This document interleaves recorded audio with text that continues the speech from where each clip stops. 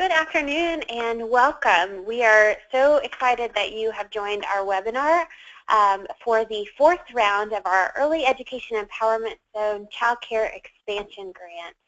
My name is Laura Wagner. I serve as the E3Z Director at the Georgia Department of Early Care and Learning. I am joined today by my colleague, Carolyn Morkay, our E3Z Business Operations Specialist at the Georgia Department of Early Care and Learning. And we are also joined by our partner in this work, Anna Hensley, from the Georgia Department of Community Affairs. Thanks again for your interest in this potential funding opportunity. We hope that this webinar will serve to answer questions that you may have regarding this funding opportunity. For a little bit of history about this particular grant opportunity, Georgia was awarded a large grant of $51.7 million through the federal Race to the Top Early Learning Challenge in 2013. And this award allowed for 12 different projects throughout the state of Georgia to be funded, one of which was the Early Education Empowerment Zones. And thanks to this Early Learning Challenge grant, some of the benefits that the E3Zs have received are additional resources like having a community coordinator placed in each of the 4 Early Education Empowerment Zones. We have initiatives like the Child and Parent Services Subsidy, or CAPS, tiered family copay. And we have many grant opportunities like our Family Engagement Opportunity Grant, and economic incentives for child care providers who choose to expand their business operations to serve more infants and toddlers.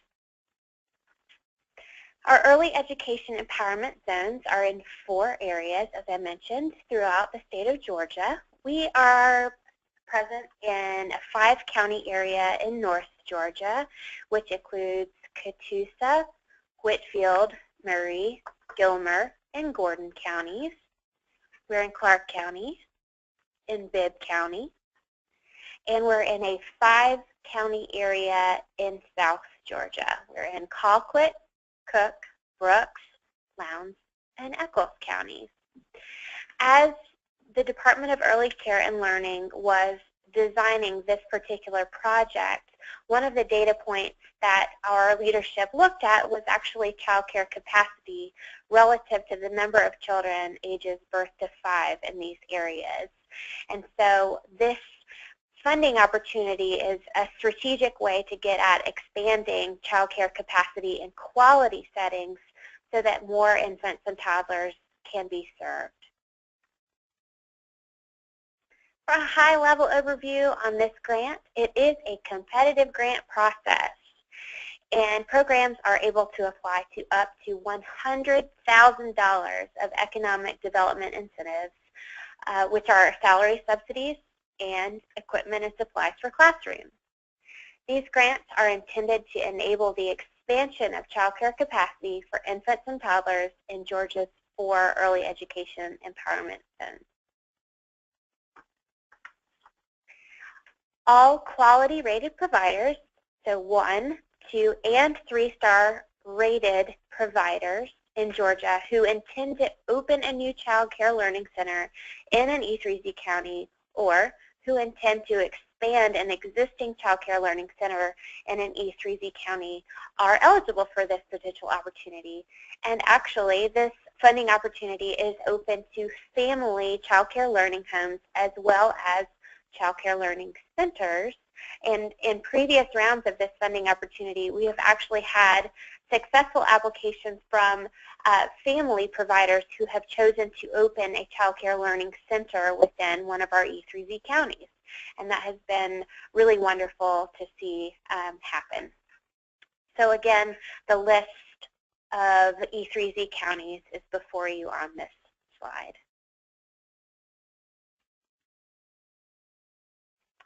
For a little bit more on the eligibility of this particular grant, I will pass the controls over to my colleague, Carolyn Morkay, to explain a little more.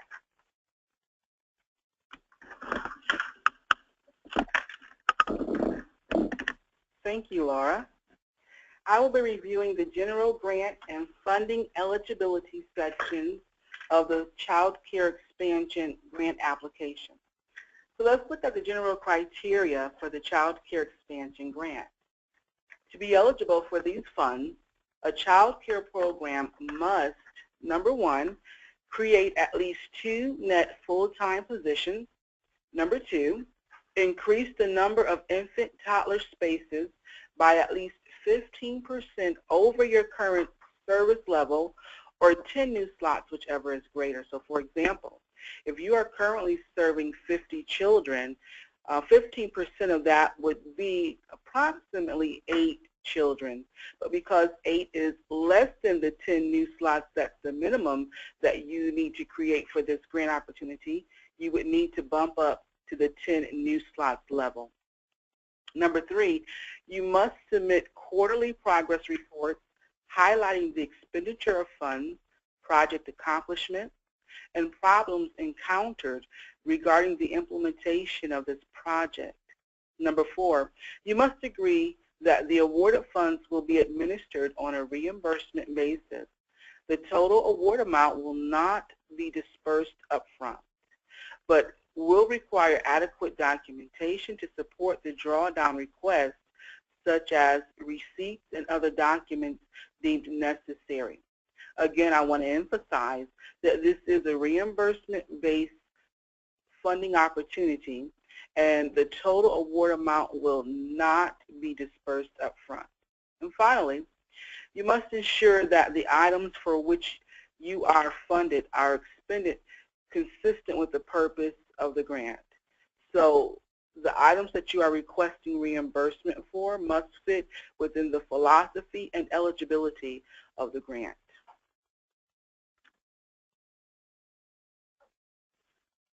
Funding for this grant opportunity is divided into 2 categories.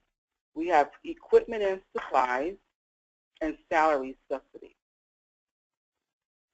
If you are applying for equipment and supplies, here are a few tips to remember. Number 1, award of equipment funds may be used for activities that support quality rated standard 2, child health and physical activities, or a project aiding quality improvement. Number 2, please include quotes from multiple vendors with your application. You will need to submit a minimum of 2 quotes with your application. Number 3, use as much detail in answering your questions as possible for full understanding of equipment requested. And number 4, clearly demonstrate how this equipment supports the grant initiative. A few examples of appropriate uses of funding are shelving units, cribs, age-appropriate quality children's scissors, paintbrushes, or art supplies, age-appropriate sand and water tables for indoor and outdoor use, educational materials to support children's learning, and age-appropriate equipment to support physical activity, such as portable basketball hoops, balls, writing toys, etc. But remember, this is not a comprehensive list. So there are other eligible equipment that you can use this funding opportunity for. Samples of ineligible equipment would be consumable materials such as food items, paper plates, cups, tissue, paper towels, crayons, paint, Play-Doh, sand for the sand and or water tables, technology, and permanently anchored play structures such as playground equipment.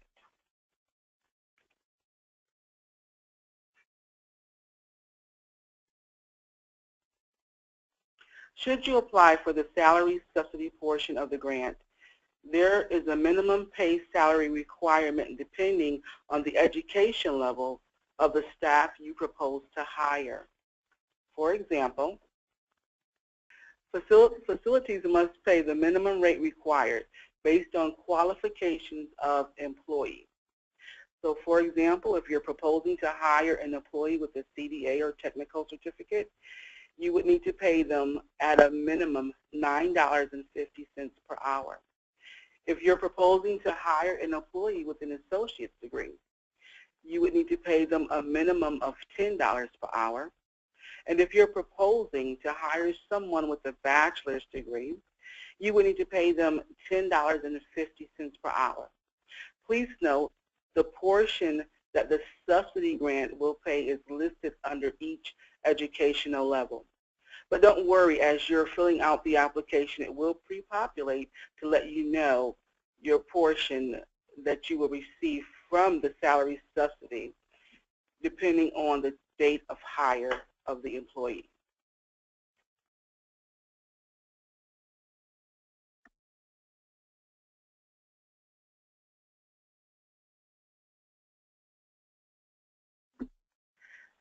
Please also remember, salary subsidies are available to assist facilities in increasing the qualification of personnel working with children from birth to 3 years of age.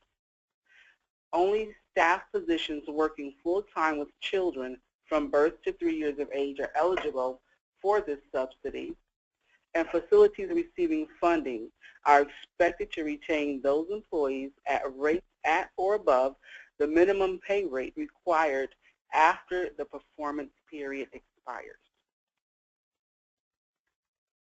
At this time, I'm going to hand over the reins to our partner at DCA, Anna Hensley, who will walk you through completing the application itself. Hello, my name is Anna Hensley, and I will be walking you through the application for this grant opportunity today. I'm an employee of the Department of Community Affairs, and we are so excited about this partnership with the Department of Early Care and Learning. Before we get started, I want to fill you in on a few helpful hints for filling out a successful grant application. Be sure to complete and submit all required forms. You'll notice at the bottom of the page there are 3 tabs, all of which we will walk through today. Be sure you submit all of them and fill them all out completely. You'll notice that throughout the application there are gray boxes where you're able to enter text, or it may be a drop-down menu. There are also white boxes. These boxes are locked and pre-populate from other parts of the application. Please use as much detail as possible when you are able in the essay portions of the application in order to give a clear picture of your project to the reviewer. Also, please be sure to use the application instructions page as you're going through the application. This page is available on the website www.dca.ga.gov/E3Z, where you are accessing this webinar. If you still have questions after watching the webinar and after going through the instructions, please feel free to contact myself or any of the contacts on the page. We are always happy to speak with you and walk you through the application process. So the current page is the first page. It is called the Salary Schedule. This page is required whether you are applying for the salary subsidies or not, and the information in this section will be used throughout the application and will pre-populate in blanks throughout the various sections of this whole application document. You'll enter all newly added positions to be working with children age birth through 3, whether you are applying for the salary subsidy or not. I'll go ahead and show you. So in the position section, so we'll use an example as the lead teacher in 2-year-old class.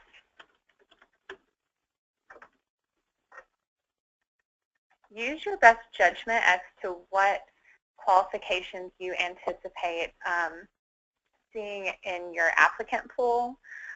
Just try to be as realistic as possible.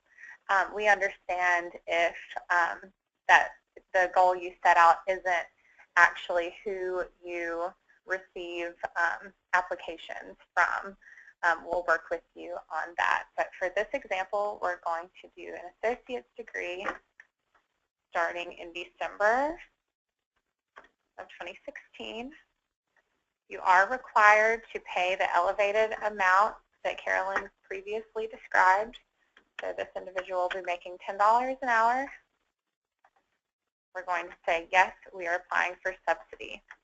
If you are creating these 2 new positions that you're required to add in order to be eligible for the grant opportunity, but you're not applying for the salary subsidy, all you need to do is put all of the pertinent information here and just select no, and you'll notice that down here it populates with the total amount that you'll be reimbursed, which you would not be reimbursed if you're not applying for the subsidy portion.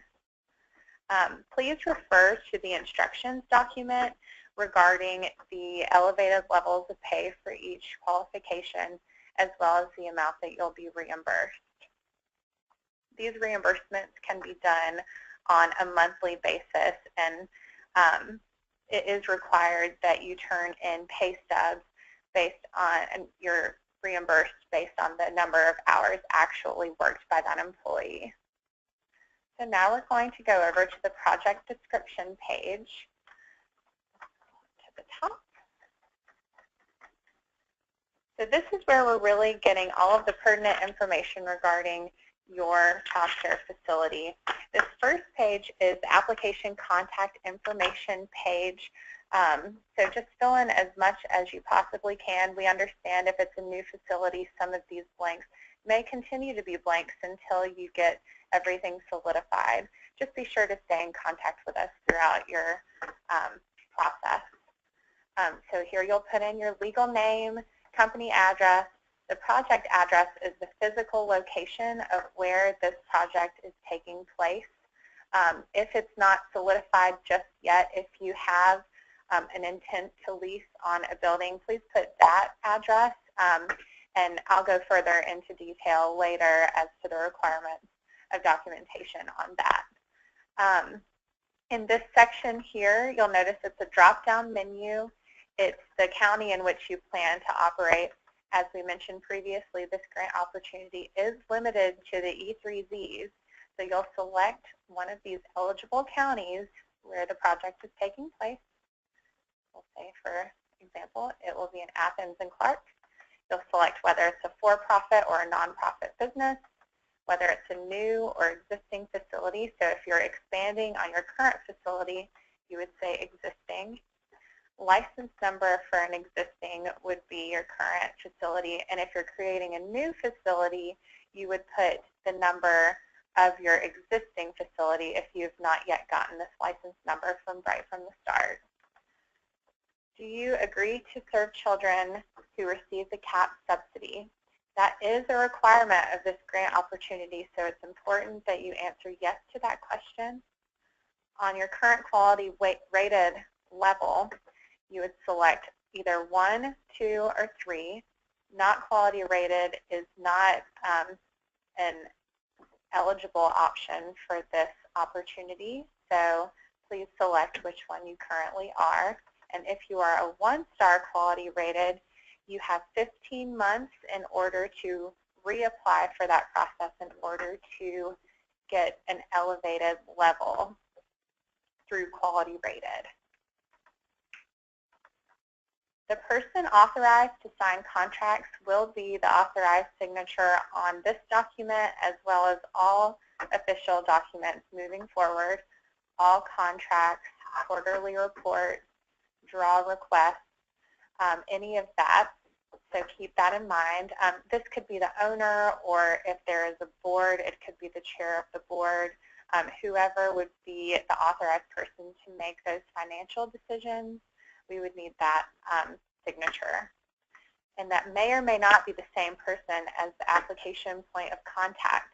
This is who will be working with us to answer any questions we may have throughout the application process, and who will be actually filling out the answers in this document. You'll notice here the DUNS number. It is a requirement for applying for this grant. If you're unsure of whether you have a DUNS number or if you need to apply for one, please refer to the instructions page, as we have provided the website and information on how to go about getting a DUNS number. You'll see these two boxes down here are white, which means they pre-populate from other portions of the application, specifically from the project budget, which is this third tab, and we will get to that momentarily.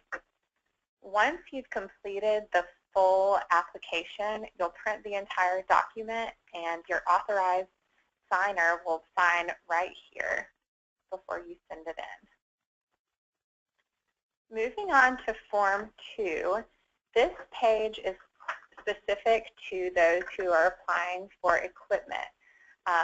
If you are not applying for equipment with this grant opportunity, you are not required to fill out this portion. You are able to apply for the full amount of equipment associated with this project. However, the intent of the program is to produce greater results with limited grant funding. So a lower percentage requested may score higher than someone who is applying for their full needed amount. And keep in mind that you can also do a combination of salary subsidies and equipment, up to $100,000. Carolyn has detailed previously some of the requirements and limitations on the equipment. If you have any questions on whether an item is eligible, please refer back to the instructions page, or if you are still unsure, just give us a call and we're happy to work with you and let you know if an item is eligible. This is the section where you're going to describe in detail what you intend to purchase with this grant. And it goes in hand with this next question, why is it necessary? So here you're going to detail exactly what you plan to purchase, what classroom you plan for it to be in, what age group will be using the equipment, and how it'll better the education that the children are receiving in your center. In this question, you're going to go into detail as to why you need it. If you're replacing existing equipment, please describe in detail why you need to replace it or update it. If it's in poor condition, please provide photos, anything that could give us more clarity as to your needs and how you plan to implement the funding that you receive in regards to the equipment.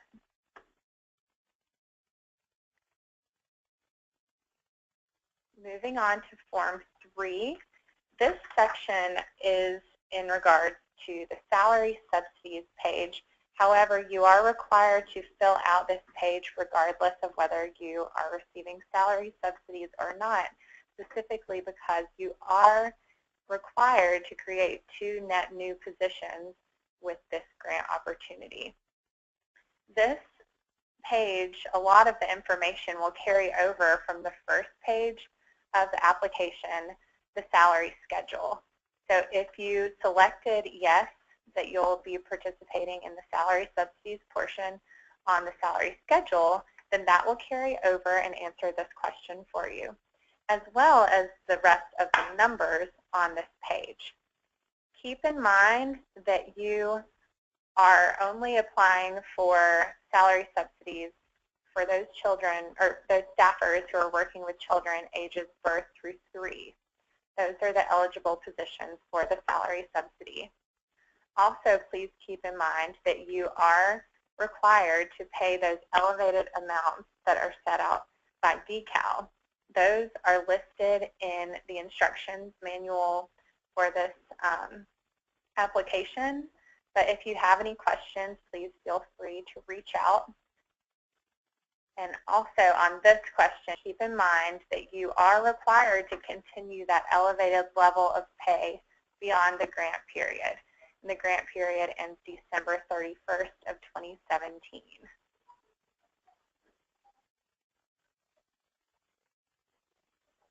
On Form 4, this is the project-specific information. This is where you paint the entire picture of your project as a whole and specifically how this grant funding is going to improve and increase capacity at your facility. So we need to know exactly how many children are served currently and how many children you plan to serve once the grant period is over. So how many net new spots, birth through 3, will your capacity increase by? This is where we'll see the true impact of the funding that you're receiving. As well as teachers. This is teachers who are working with children birth through 3. And please remember just to focus on teachers in this section, not additional staff.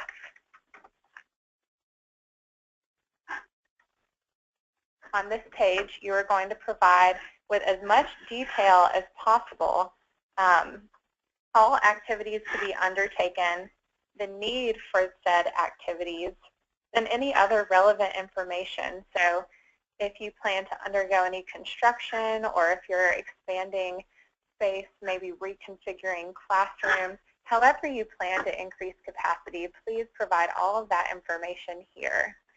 You're welcome to attach additional pages as well if this is not an adequate amount of space.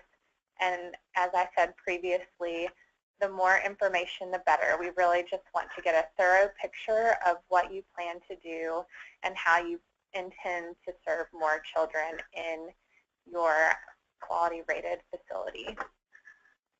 Where will this project take place is the physical address of the facility. Site control is required, so if you are not currently in control yet, but you have chosen a site that you plan to lease, please provide us a letter of intent to lease or some kind of official document between yourself and the owner of the property, just to let us know that it is official, that it is taking place in that location, and that you've selected a location. Please provide a timeline for when all of your components will be taking place. As close to on target as you can get. We understand that things happen, so if you aren't held to this exactly, then that is okay, but generally, how long do you think it will be until this expansion is fully underway? When do you plan to interview new individuals, new staffers? When do you plan to have them start? When do you plan to order equipment? Any pertinent information, just please include that here. The names of individuals who will implement the project and the background and credentials of individuals who are operating the facility. Any kind of qualification documentation such as diplomas or your quality rated certificate or anything that just shows that these individuals have a good track record of providing high quality child care and are qualified to do so. Any information that you have on that, please include in this section here. And also, please explain how you intend to maintain or achieve a quality level 2 or 3 star. If you are a 1-star facility, you do have an opportunity to reapply and get that elevated star. We would expect that within 15 months of being awarded.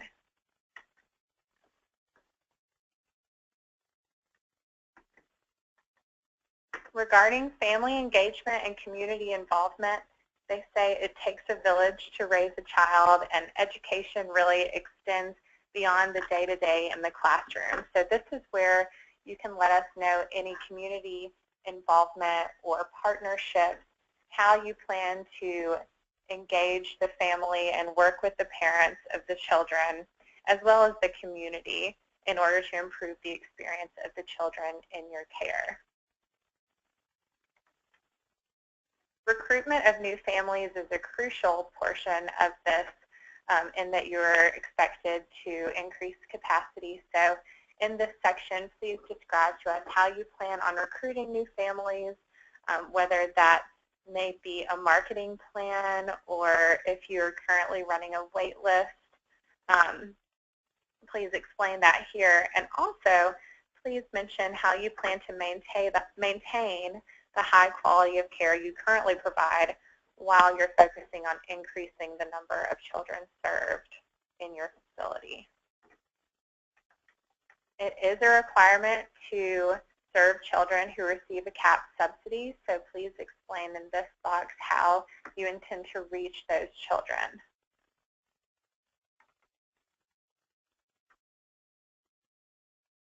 While real estate acquisition, construction, and renovation are not eligible reimbursable costs, it may be a required portion of your plan if you are reconfiguring a building or adding to.